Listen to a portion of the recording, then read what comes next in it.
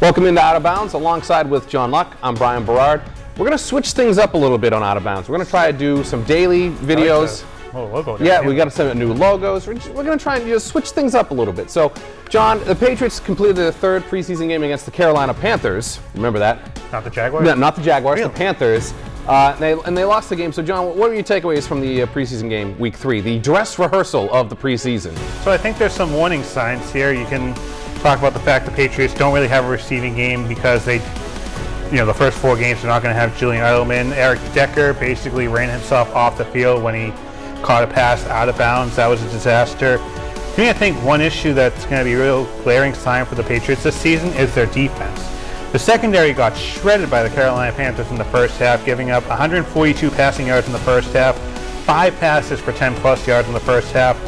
In my eyes, this defense, especially the secondary core, is in some real trouble, and you're going to probably miss Malcolm Butler, I think, by week 3 or 4. Well, that's the interesting thing, too, is last week when they were playing the Eagles, the defense looked amazing, and you sit there and you go, where was this 6 months ago in the Super Bowl? Oh, it was the defensive line rushing in. Don't forget, they separated Nick Foles' shoulder. It didn't really come down to the secondary game like it did against Carolina. That happens. We'll take a look at the Patriots notables, too, but you're going to see that it was really just it's an average game for most people. I mean, Brady, 12 of 18 for 102 yards.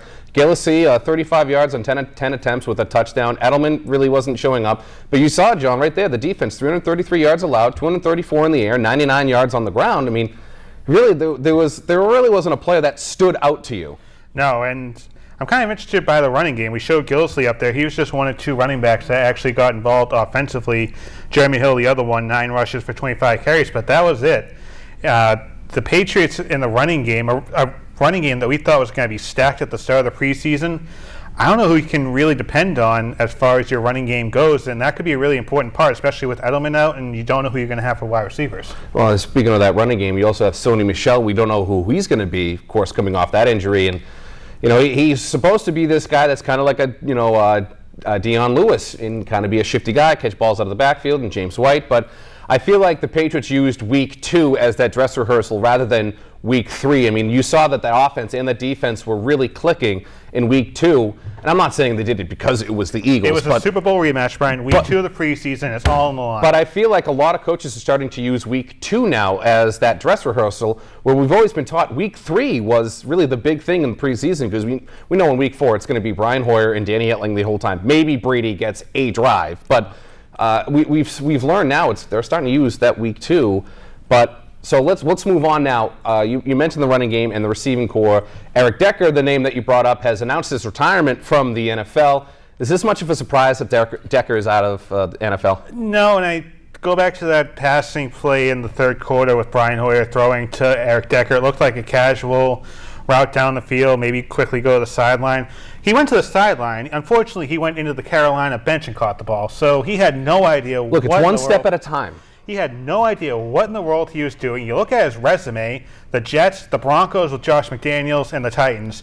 Not exactly 3 top premier football teams, so I think this is kind of just playing with house money for Bill Belichick. Why wouldn't he try with another team, a team like Cleveland or a team like the Chicago that's kind of struggling but they're on the up? Why just retire? For all we know, Eric Decker could come back. Maybe this was just one of those scenarios where he's Brett Favre. Yeah, he knew he was going to get cut, so you can either retire or we'll just cut you. So maybe it was a contract thing. I don't know, but I think we'll probably see Eric Decker on the football field probably this year. All right, so let's talk about the Mike Reese thing that he came out with.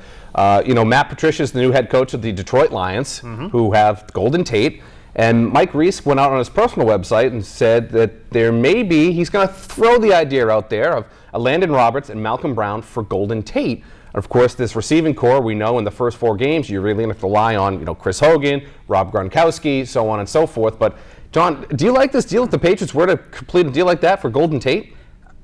I don't know. I'd have to look at the defensive depth chart. But from an offensive side of the ball, getting Golden Tate, that would certainly help out. But I think at this point in the preseason, what you have to do, we talked about week 2 being almost more of the dress rehearsal. Now it's because players are getting cut. and more pretty good players getting cut. Des Bryant still doesn't have a football team. So more likely than not, he's either going to Cleveland or New England. But there's going to be a lot of cuts, I feel like, in the next few days where the Patriots can really stack up on their wide receiving core. I don't think you need to go ahead and make a trade. Golden Tate would help you out, but I don't think he's the immediate fix for the Patriots. I don't want Des Bryant on this team. He's not much of a route runner, and we've seen the Patriots offense. You have to be able to run your routes. Eric Decker couldn't. That's why he's gone. Des Bryant is more of just a speed guy, get you out in open space down the field, whereas Golden Tate is going to be a guy that's going to run you routes and be a possession receiver. I don't.